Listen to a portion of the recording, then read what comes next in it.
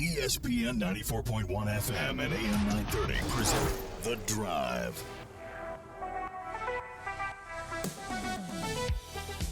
How's your bracket looking? Are you set? Have you filled it out already? Same here. I've got it filled out, but it's not done. I'll probably go over it 4 or 5 times at least. Welcome in. It's The Drive, ESPN 94.1 and AM 930 for this Monday, March 18th. Good to see a lot of you yesterday at the Memorial Student Center. Did I get a chance to talk to you? I'm sorry, but we can make that up right now with our text line. It's open, 304-396-TALK, 304-396-8255. Yesterday was fun. Just watching the anticipation, the faces on the players as Marshall finally heard its name called. Thundering Herd going to Blacksburg, taking on the Virginia Tech Hokies. And you know, the first thing that we got to talk about today is nobody got tickets. That wears green. If you got tickets, tell me. I want to know how many Herd fans got tickets to this thing today, because it was sold out just like that when it opened up for the general population. Because what happened here was, if you were a season ticket holder, if you were in the inn with Virginia Tech, because Virginia Tech's hosting. So if you were in the inn, you got to go to the pre-sale. And so the pre-sale, that was a little bit different than everybody thought, because it got snapped up. Sold out like a minute or so, I believe it was. How crazy is that? We're talking about just a minute for women's basketball. And years ago, you might have said, are you kidding me, Paul? Now, the game has grown so much, not just here at Huntington, but it has grown so much across the country. And, of course, I thought Virginia Tech was going to be a hot ticket anyway. It was really hot. And so tickets got snapped up early, because if you are part of the Hokie Scholarship Fund, if you are a member of the Hokie Scholarship Fund, you were a donor to that. Or if you were a season ticket holder, you got early access before the general public did. So Herd fans got shut out of tickets. Don't worry, we got you covered. Steve Cotton, voice of the Herd, will be in Blacksburg. He'll have the call of the game, 3:15 on Friday, right here on ESPN 94.1 and AM 930. So we'll get into all of that with you. And, of course, we'll open up the text line now. That's 304-396-TALK. Looking forward to hearing from you today, as yesterday was fun. Of course, today we've got a little different story to talk about. Marshall men's basketball.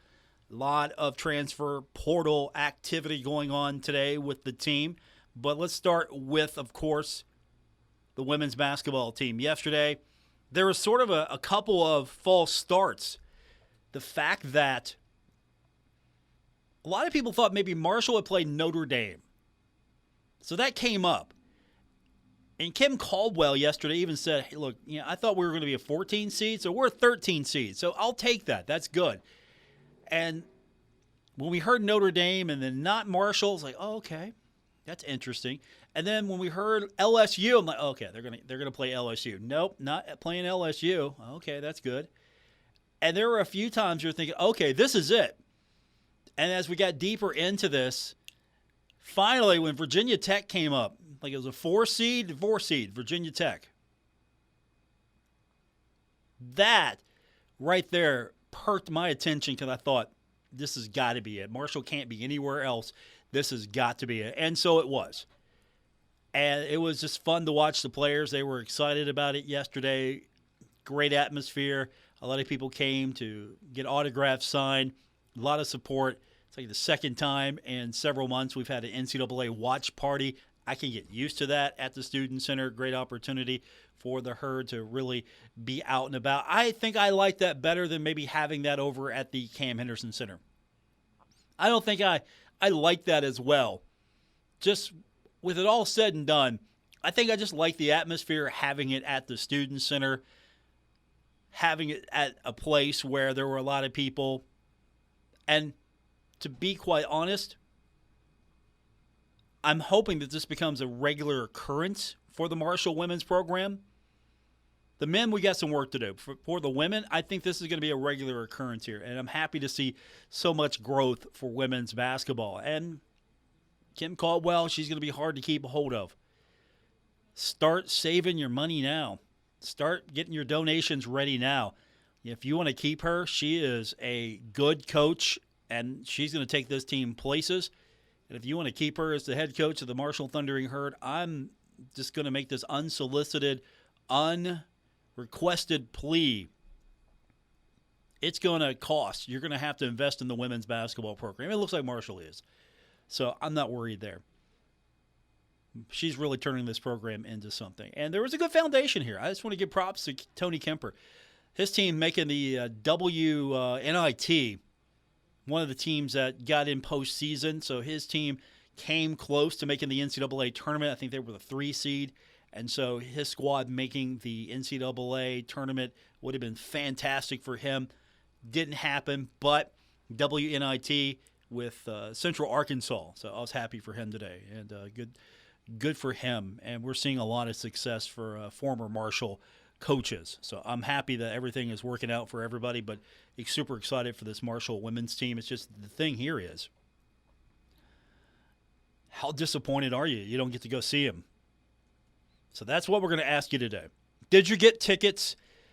How upset are you that you didn't get tickets? Text line is 304-396-TALK, 304-396-8255. That's what we're going to have for the show today. And, of course, we'll get into Marshall men's basketball a little bit more. We'll talk about this bracket. What do you like? What do you not like when it comes to the NCAA tournament? And we'll have the majority of those games right here on ESPN 94.1 and AM 930. Friday is going to be a little different because we're going to have the Marshall women. That will be on, again, at 3:30 p.m. So it's going to be a little different on Friday. We'll have partial coverage because we're going to have the women first.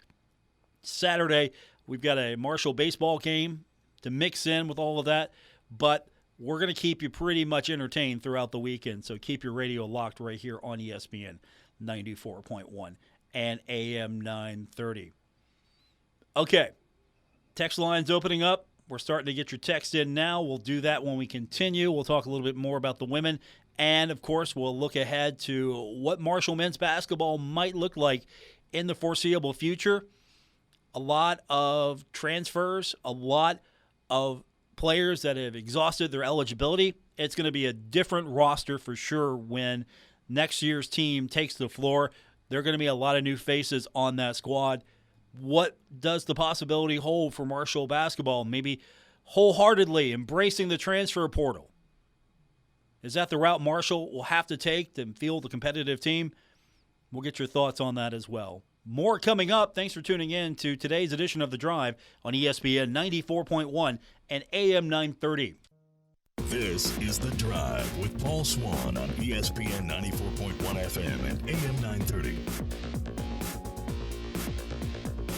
Thanks for being a part of today's edition of The Drive here on ESPN 94.1 and AM 930. I'm your host, Paul Swann.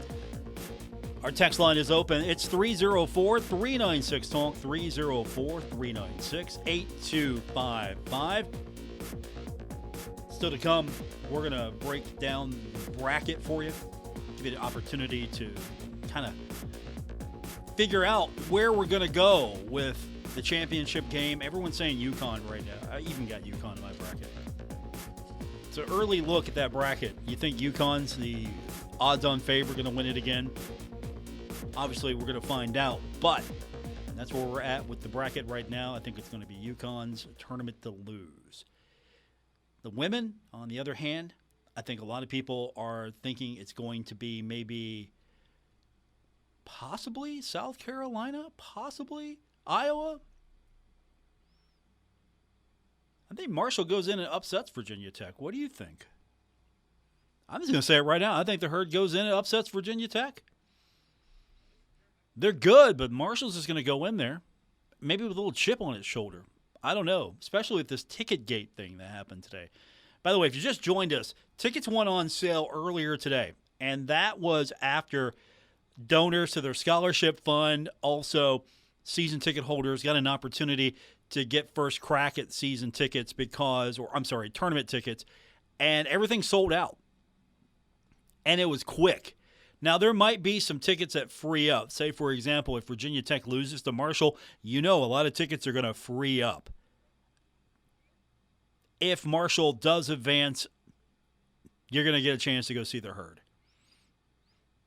But that's not the point. Marshall fans wanted to go see the Herd play on Friday, play against Virginia Tech, and just the way the whole process is. Virginia Tech's playing host to this portion of the tournament, and so they have the ticket sales.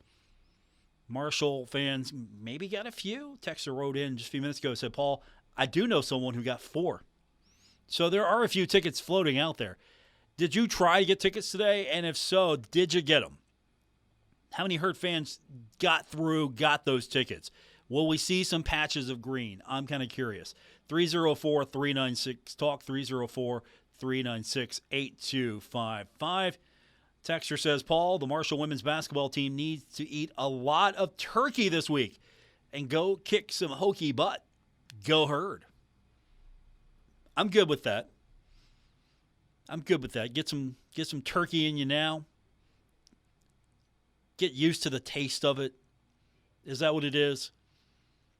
Just get a little taste for turkey and then go get you some? Is that what you're saying? I think that it is. Don't forget the sides. You gotta have turkey. You gotta have stuffing. If it was Thanksgiving, I'd say get the cranberry sauce out. For this situation, I would say get the cranberry sauce out. We could do that as well. And do you have a favorite side? Since we're talking turkey, do you have a favorite side? I like potato casserole. You can't go wrong with the classic mashed potato. The deviled eggs, you can't go wrong. There's some really good combos out there with the turkey. But I think the main point here is go get the Hokies, beat them, and make all their fans sad. I think that's the gist of that text. Appreciate it. 304-396-TALK, 304-396-8255. So the Thundering Herd playing Virginia Tech on Friday. Game right here, 3:15 airtime, ESPN 94.1 and AM 930. Fun time last night watching the selection show, watching the Thundering Herd accept the bracket slot, and everyone was thinking, oh, wow, this is drivable. And the bad news is, yeah, it's drivable, but not too many people got tickets because you're going to a place. It's going to look good on TV, though. It'll be a full house. It'll look good on TV. The other teams of note in the tournament that we care about, Ohio State's the number 2 seed in the Portland 3 region. They're going to take on 15-seeded Maine. A team that got a lot of boos last night. I don't understand. 8th-seeded West Virginia got a lot of boos from the fans at the Student Center yesterday. They'll face off against 9th seed Princeton and the Albany 2 region in Iowa City, Iowa. Looking to maybe have a matchup with Iowa. Good luck. I don't care who you are. Good luck. Just absolutely. You'll need it. If West Virginia does get past Princeton, good luck. That would be the shocker of all shockers. Men's tournament, of course, Kentucky's the number 3 seed in the South region, takes on the 14th seed Oakland. We'll have that game on our sister station, Cat Sports 93.3 and 1340, along with 92.7 and 98.5 The Planet.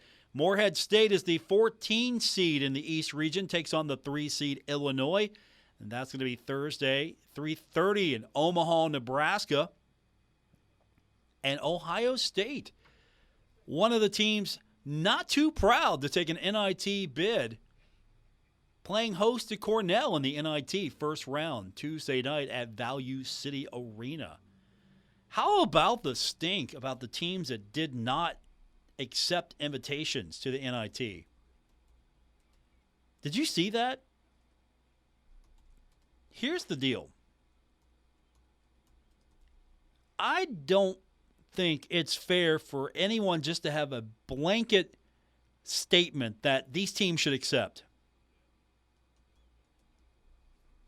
Every team is different. And so NIT selection, these teams that declined the invitation included St. John's, Pittsburgh, Memphis, Ole Miss, Indiana, and Oklahoma. Now, Tom Crean, he's familiar with the NIT. He took several teams to the NIT. And yes, the NIT is a second-tier tournament. Yes, the NIT, for many years, the joke was not interested tournament, not invited tournament. Nobody in your office right now is going, hey, do you have the NIT bracket? I'd like a copy so I can fill that out. Nobody's doing that. I get it. Absolutely. How many of you, raise your hands, how many of you, unless you're driving, don't raise your hand. Raise your hand if you are actually interested in the NIT. Not too many people are interested in NIT. Now, if Marshall was in this thing, okay, I'd be all right with it. West Virginia even won it one year. So, the NIT has got benefits. It's not a bad tournament. It's an opportunity to play more basketball. And so, Tom Crean, who works for ESPN, he's an analyst now, he just went off about how teams should accept the bid. And if there are players that don't want to play, fine, let them sit. If coaches don't want to coach, fine, let them sit. There's enough people on staff to take your team and those that do want to play to the NIT. And he said that there was plenty of time. I'm paraphrasing a lot of this, but he said there was plenty of time to get to recruiting and the transfer portal, but there's not plenty of time to play because these are opportunities for a lot of kids that maybe this will be the final time that they play. And this is an opportunity to get more time with the team, the players that are coming back, develop your team, give them a chance to get better. I mean, he just blew up about teams that did not accept bids to the NIT. And at what point do you say, okay, I'm with you, coach, but nobody is interested in this tournament? Nobody cares about this tournament. You're getting what?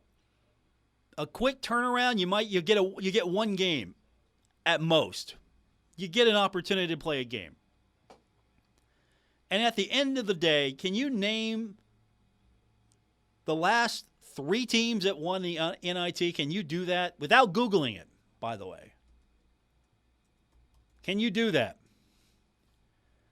I was actually more interested in the preseason NIT back in the day when it was a thing. But can you name, how many teams can you name that won the NIT in the last few years? The only reason I know last year's matchup because it was hilarious. It was North Texas and UAB. And now look at UAB in the NCAA tournament. And I did Google it, by the way. I cheated. Xavier won it in 2022. Memphis won it in 2021. There was no tournament in 2020 because of the COVID-19 shutdown. Texas won it in 2019. Did anyone remember any of this stuff? Not really. Not too many people remember who won the NIT. I mean, if you were in the NIT, that's sure. How many people are still talking about Marshall's winning the CBI? Or is it the CIT? See? That's how it's blurred right now. I mean, it was a big deal. It was. You won a postseason tournament. It was a big deal. But I think there is a point where there are a lot of players that just want to move on from their situation, and they didn't get into the NCAA tournament. Now, if you're one of the higher-end teams, I think you should evaluate why you don't go. If you're a team like, say, Indiana, I get it, a lot of prestige there. A lot of maybe not championship runs recently here. Ole Miss, Oklahoma. I think the NIT really messed up by doing away with the entire, if you win your regular season tournament, you run your regular season title, but you don't win the tournament, you have a bid to the NIT. You get in. You absolutely get in. So, and it works for college basketball on the women's side. If Marshall, for some reason, didn't win the tournament and get the NCAA bid, there was an automatic bid waiting for the WBIT. Or the WB, yeah, the whatever the acronym is. I'm sorry. But there was a bid waiting for it. And Crean just goes off. And it went viral. And I think most people are in agreement with him. But at what point do you say, look, I get it, Coach. I understand your argument, but our kids just don't want to do it. These kids, a lot of them are leaving. They're moving on to different opportunities. It didn't work for them here, so they don't want to wait much longer. And you're going to have a lot of kids who enter the transfer portal. If the team doesn't get into the NCAA tournament, that team that is on the outside looking in, probably going to have a lot of kids enter the transfer portal. And that's what we've got happening here with Marshall. There are names to talk about entering the transfer portal. We'll do that with you when we continue, and we'll get your text in 304-396-TALK, 304-396-8255. Let's go back to the text line before we hit the break. Texter says, Paul, very frustrating in trying to get tickets for the Herd versus Hokies first-round matchup in the NCAA. I'm surprised this is considered an NCAA game. The NCAA doesn't control the tickets. Surprised by that. But I guess that is the reward for being a top 4 seed. Go Herd, beat the Hokies. We will support you from Huntington. It's a good attitude there.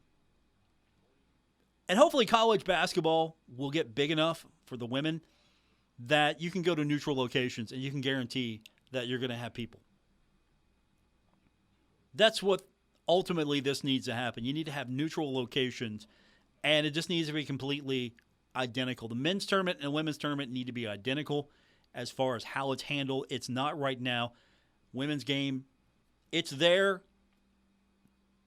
You just got to discover it. More people are, and hopefully one day it's going to attract enough people where you can say, okay, we're going to have these at neutral locations, and the NCAA will control the tickets and have an opportunity to regulate this a little bit better.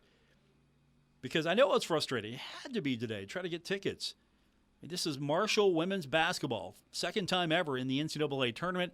And what do?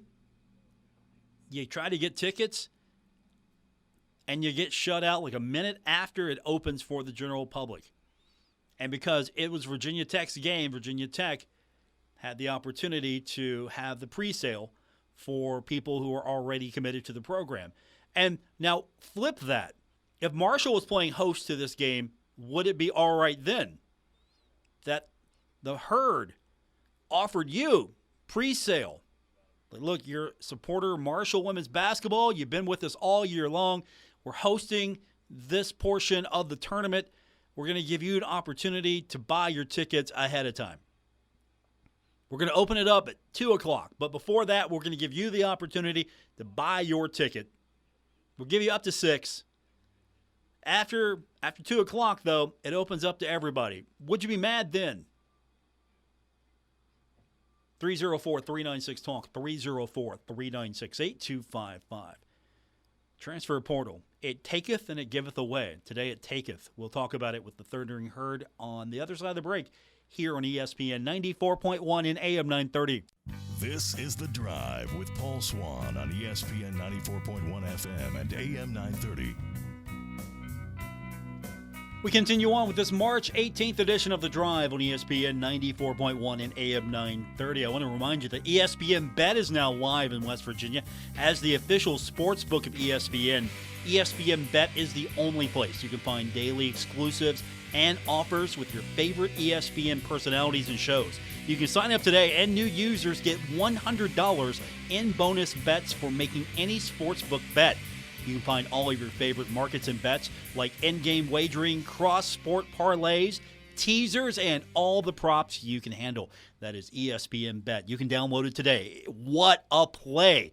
Must be 21 plus. Gambling problem, call 1-800-GAMBLER or visit 1-800-GAMBLER.net. All games regulated by the West Virginia Lottery. Please play responsibly in partnership with Hollywood Casino at Charlestown Races.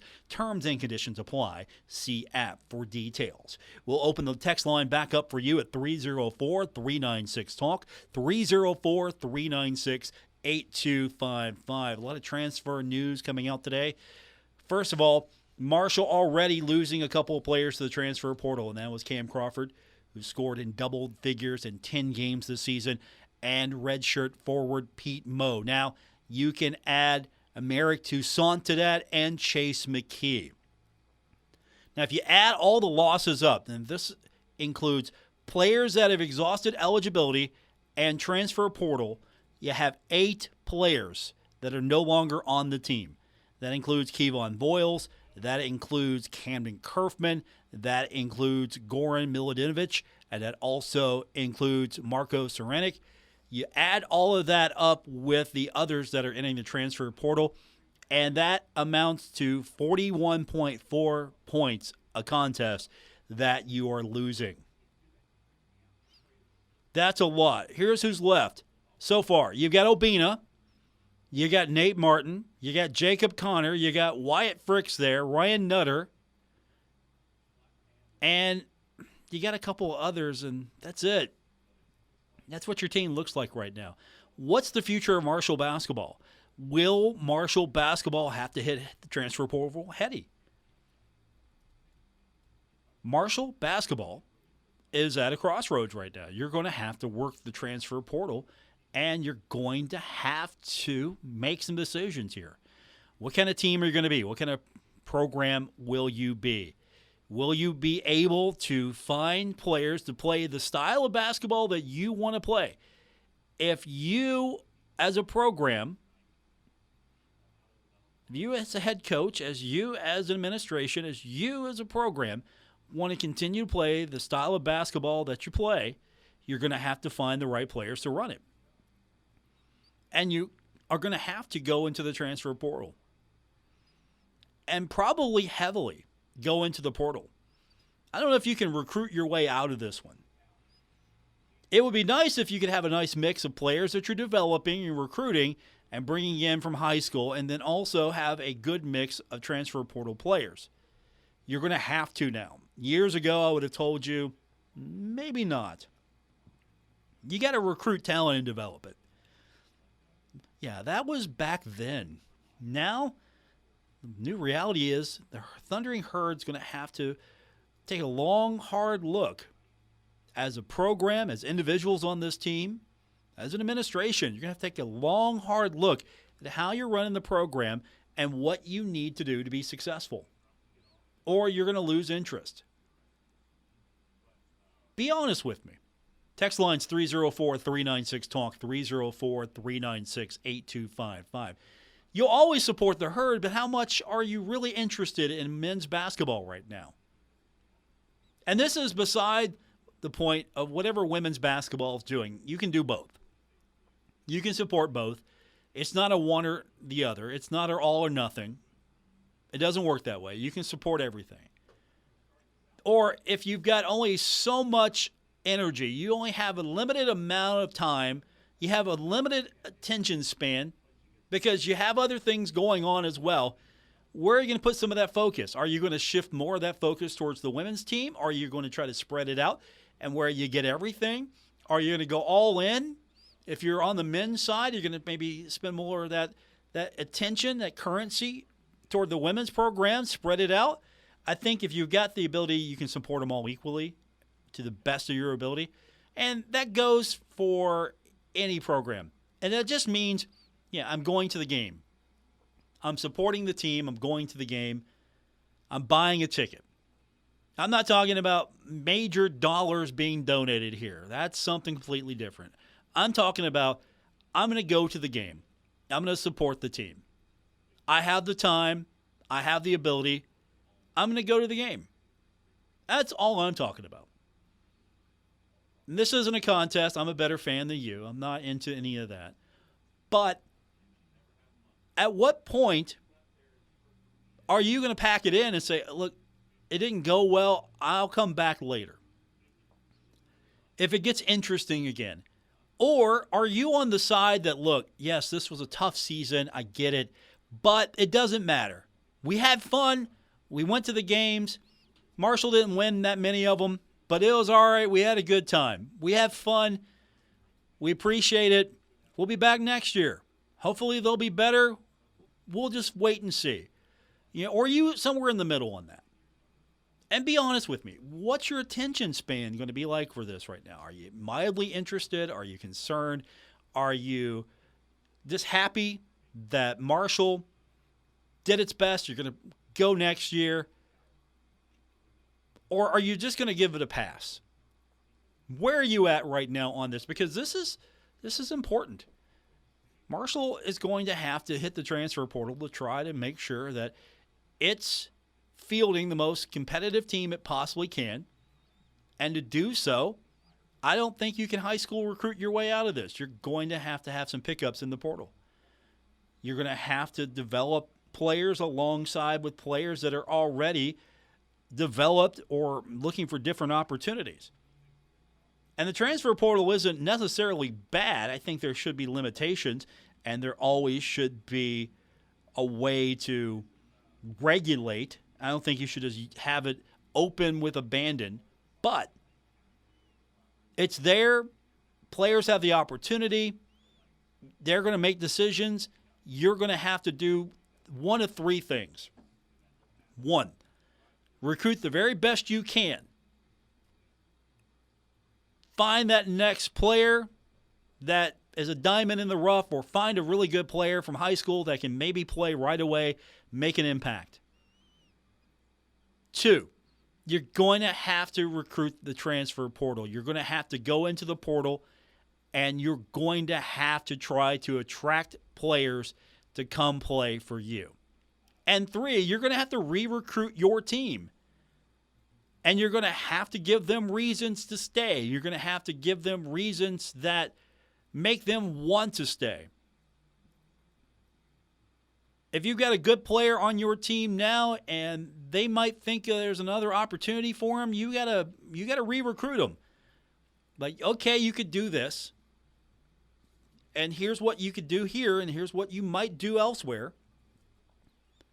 I would have a picture of Andrew Taylor up on my wall as the poster child of this.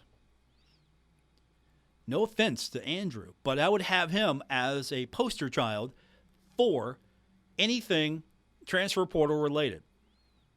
It's like, look, okay, you can hit the transfer portal. You can go if I'm trying to re-recruit. Now, that's not going to hold too long because we'll have a short-term memory with the players that are left on this team. But here's Andrew Taylor. He left for bigger and better. And now he was off the team by December. Now, you could take that chance, and if you think that's an opportunity you want to pursue, we're here for you. But think about it. But that's all in part of, okay, I got to re-recruit my team. I got to go recruit the transfer portal, and I've got to go and recruit and try to bring kids in, and maybe I can retain them. It all comes down to you got to recruit. You're going to have to hit everything as hard as you possibly can, and you're going to have to devote resources to all of them. And this year, there's 8 gone. I count 8. Half transfer portal, half eligibility is exhausted. What will this team look like in the upcoming year? And will there be more? Will the remaining players on this team go, you know what? It's not looking good here. Maybe, just maybe, I need to go find another opportunity for whatever reason. So this might be the very, very beginning, or this could be the end of what we see at the transfer portal as far as players leaving. And if you're not getting playing time, you want to go elsewhere and try to get playing time. I get that completely. Pete Moe, I get that. Toussaint, I get that completely. If I'm Chase McKee, I get that as well. Chase was in 5 games. 5 games. He averaged .8. That's it. You know why? Because he only had 4 points. 40 minutes of game time, 4 points. He didn't get that many opportunities. Missed all of his free throws, by the way. 0 of 9. I'm not picking on him. I'm just saying. He was 0 of 9 from the field, 4 of 5 from the free throw line, had 3 rebounds. But at the same time, he only averaged 8 minutes a game. So he's looking for an opportunity to maybe get out there and play some more. I can see why. You're not out there very often. You think you can play. And a lot of these players are going to have to maybe drop down a division. And that's okay, too. And that's fine. Sometimes basketball is the way for you to get an education. For others, basketball is a way to get paid or get to the next level. There are only so many players that are going to be able to go to the next level, and basketball is the vehicle. And there are a lot of players in between that are going to try to get theirs. And then there are a lot of players who are just here because they want to continue to play basketball, and they're using it as an opportunity to get an education. There are so many reasons why. And that's why you got to be careful how you recruit these kids and how you use them also. And if I'm a kid like Chase McKee, yeah, I'm hitting the transfer portal. If you want to play basketball, if you're Pete Moe, yeah, I don't see an opportunity here. I'm going to go where I do see an opportunity. So I have no problem with anyone that left. I hate that they're leaving. And the one that I hate the most is Cameron Crawford. I thought that he was someone that should have been on the court a lot more. And I hate that he's leaving. And he's getting a lot of offers elsewhere. So he's going to bounce back quite nicely. And I hope he does. I mean, he's in 24 games. He started 2. And it doesn't matter if you start, but he was in 24 games. And he averaged 17 minutes plus. And when he was out there, I thought he was a good player. And was hoping to see more of him and see him develop more. We'll get our final thoughts when we continue. Text lines 304-396-TALK, 304-396-8255. This is The Drive on ESPN 94.1 and AM 930. This is The Drive with Paul Swann on ESPN 94.1 FM and AM 930. It's our final segment for today's edition of The Drive here on ESPN 94.1 and AM 930. Still plenty of time to hear from you.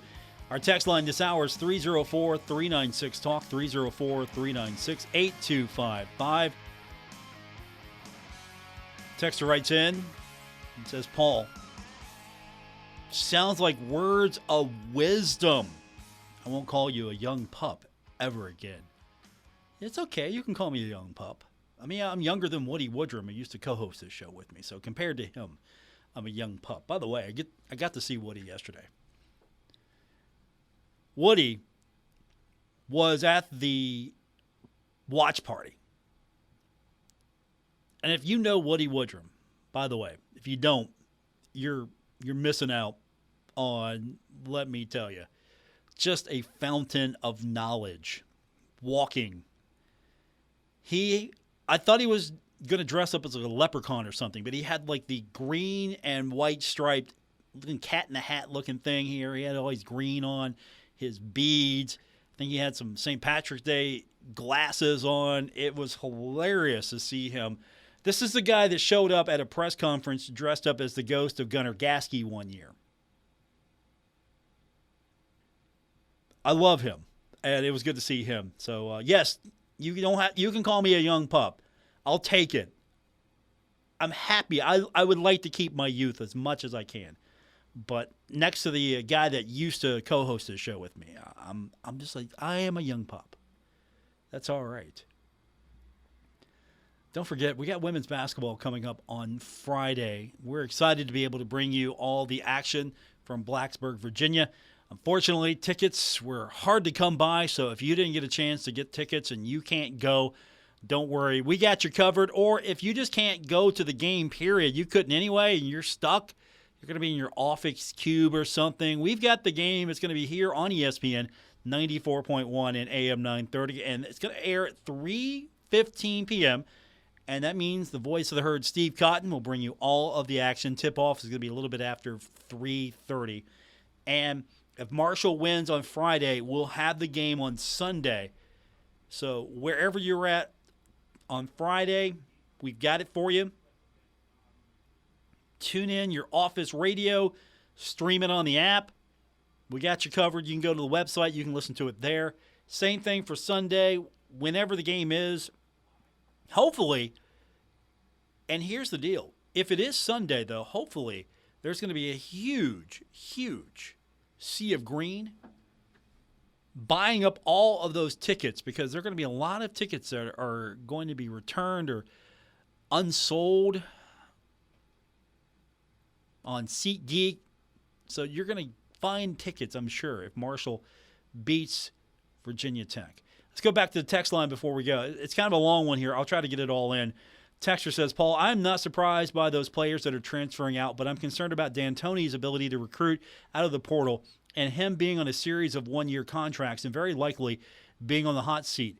Who would want to come here? D'Antoni is a recruit and development coach, and you can't do that as well out of the portal when you have players for a shorter period of time. I think Marshall basketball is in a very tough spot. I know he has 2 freshmen coming in, but who knows if they will be ready to play. Hope for all the best, and we'll always herd basketball. That's a good point. Unfortunately, there are a lot of coaches that are built for how life was before the transfer portal that either haven't adapted yet, or it's just not the way that they're made and they can't change. It's very hard. And so Marshall's going to have to really think about what the basketball program is going to look like. How much of the culture are you going to have to change? How much of the infrastructure are you going to have to change? How are you going to be able to maintain what the program should be with your current staff? And if you want to keep Dan D'Antoni, and he's done a lot of things for the university over the years, nobody is questioning that, I think you're going to have to either give him what he needs to be successful in the transfer portal or find someone that can help with the transfer portal. Thanks for tuning in. I'll talk to you tomorrow. Retransmitting on Glorious FM on 94.1 W227BS Huntington. This is 930 WRVC Huntington, celebrating 100 years of broadcasting.